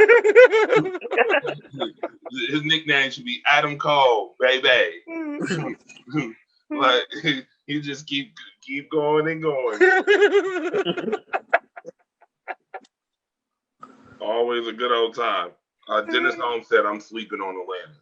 Oh, Dennis Holmes. I know. Okay, so hold on. Whoa, Ryan, I got you. Wait a minute. Do Atlanta play Philly this year? No. Guess what? But we didn't play them last year. And who won? Oh, we know. Ron, why are we living in the past? This is a 2020 season. Rob, why you bring up the past? Oh no, he right for that. The last time they played, because Dennis do it too. Dennis brought up the fact that the Eagles beat the Packers. So why ain't fair for him to say that? It's very fair. And go ahead, Ron. We heard Carson Wentz. Yo, go ahead, Ron. Say it again. Who won? Oh, okay. All right. It's okay. It's all good. It's all good. But what's his face would have caught that ball? They wouldn't have won. Hey, exactly. Hey, that's what. It's not my fault. He got butterfingers. It's No, all the good. Falcons don't play with the Eagles this year. Lucky. I would have loved to see that. See? Some But rivalry. by the way, but he does play against my team this year, though. Of course, they play the New Orleans Saints. Oh yeah, and we always split with New Well, Orleans. of course you're going to play them every year. They're in your division. Not every year. Not really. Are you talking about Philadelphia or are you talking about Atlanta?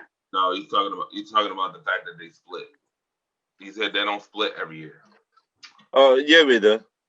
No, I was saying the Saints don't. I was saying the Saints playing against the Eagles this year. That's what I was trying to say. Oh, Saints and the Eagles. That would have been nice to see. Some nice game. All right, we got about 6 minutes left before we go over the 2-hour mark. So let's put it like this. Any questions? Q&A segment real quick. Any questions you guys got real quick? 6 minutes. Let's get this. I don't have no how questions. you like Keith Lee moving up to the roster? Oh, we adding wrestling into this tonight? Oh, look at you. Listen. If you did not watch Jaw You should have watched Jaw You. You should have watched it. I watched it. I tell you what. I was at work. Sorry, bud. I tell you what. Is that Ricky? Yeah, that's Ricky acting up. He been acting up all night. He definitely. I tell you what though, I love the fact that Ricky acts up because he is hilarious and he. Where's Ricky? Made the show fun tonight. He's Gargamel, man. You can see it. He's Gargamel. You ever want to calm Ricky down and get him to stop messing with you? Just say DraftKings. Oh, shut up, dude, okay? But, Andre, Agapova. Well, What we know, do you the Giants, we know the Giants ain't DraftKings. what do you think about Keith Lee moving up? So Keith Lee moving up to the main roster. I think it has to happen because there's nothing else really for Keith Lee to do in NXT. So his first Career killer. Yeah, I know. Thank you. You should know all about career killers. I will be very honest with you. If his first match or match storyline is not against somebody like Drew McIntyre or somebody on the roster, there might be a problem with that. He went against Randy Orton. or one of those guys, he's gonna drown. They're gonna drown him, and I'm gonna get pissed off because Keith Lee is phenomenal. He went against Randy Orton tonight. Priceless. And honestly, who tonight? Randy Orton. Randy Orton by disqualified. Randy Orton tonight. Huh? I said Randy Orton won by disqualified. Okay, so Keith Lee got disqualified? No, Yes. Randy. Drew McIntyre came after Randy Orton.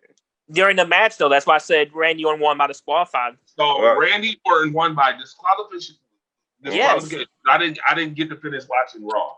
So he won because Drew McIntyre attacked Randy.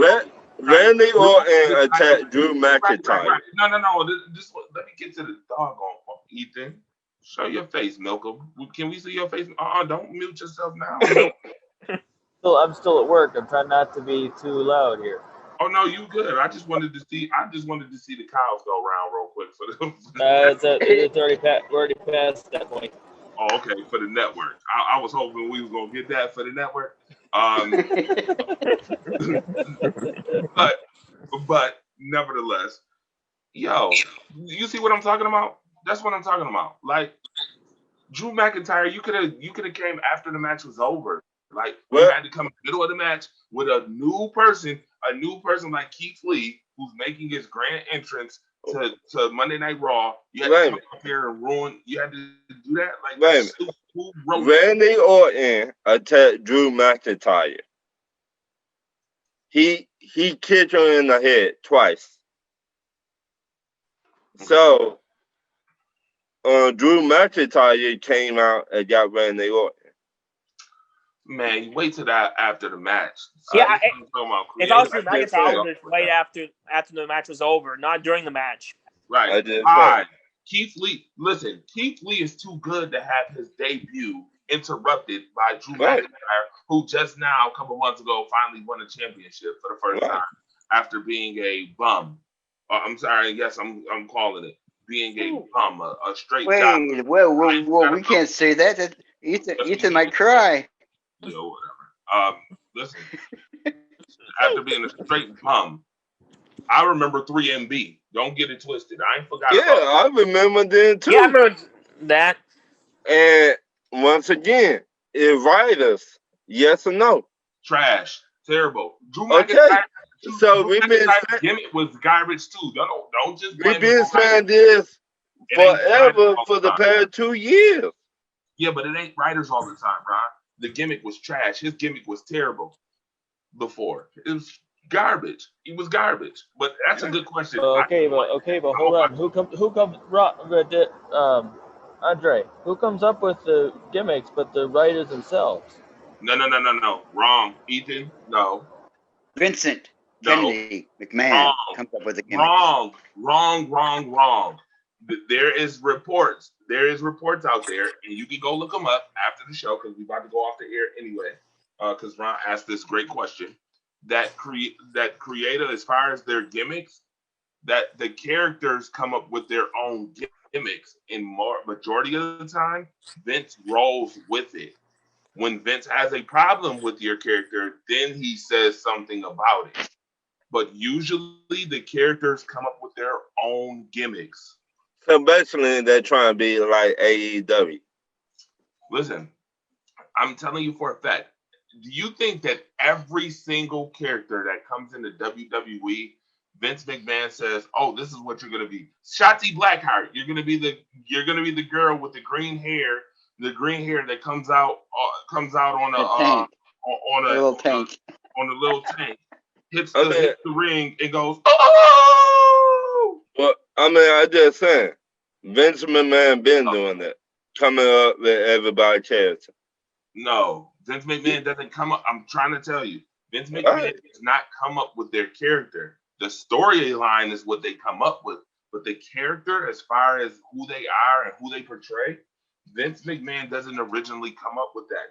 Now, if he has a problem with your character, then that's when he starts putting in input.